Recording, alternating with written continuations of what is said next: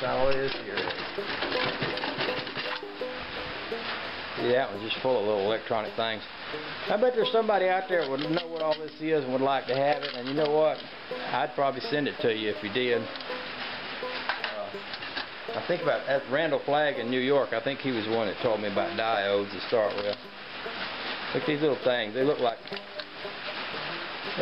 mini depth chargers or mini M80s or something, but they're something electronic.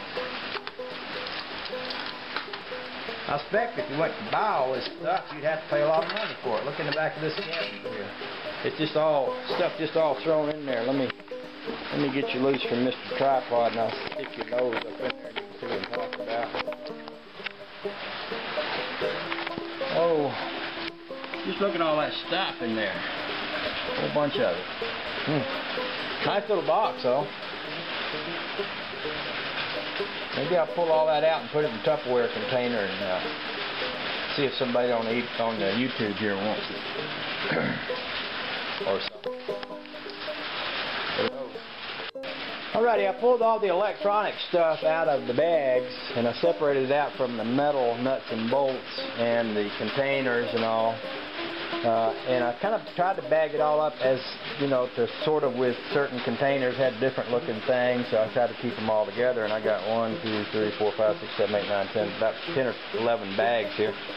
I happen to remember the guy I was trying to think of, and I can't pull his name right out of my head on YouTube, but he's seems like he's got an old 39 Pontiac with a 350 Chevy motor in it, and he was talking about trying to help me figure out a way to engineer a switching mechanism for my red light when I first got it, and you know, very electronic oriented sort of guy. So I'm gonna try to look him up on YouTube and maybe send him a video and show him what all this stuff looks like, see if he wants it.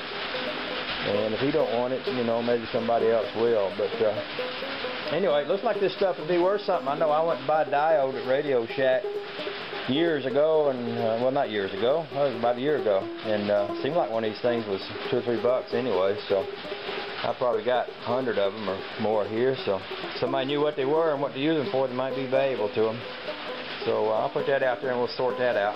Alright, I got this little tiny box and I got all these little bags. I believe if I get all the air squeezed out of them, I might could fit all of this in that little box. I remembered who it was I was trying to think of. It's R. Wuther. I don't know if that's exactly how you spell it, but I went inside and looked it up on the internet. I'm thinking R. Wuther seemed like he was into, well, I know he's into electronics. I'm thinking maybe Stovebolt 50 might be into that stuff too. And then there's, I don't know. I was thinking Randall Flagg down in New York, but maybe not. But anyway, what I can do is I can poke all this stuff in this little box, and when I figure out who wants it or needs it the most or whatever, I can just label it up and ship it off. It won't cost very much to send it to somebody. I'll kind of put it out there too if anybody just is in great need of something. But I'd like to see it go to a good home. You know, it's kind of like if it was a box of car parts for me. You know, I'd appreciate it.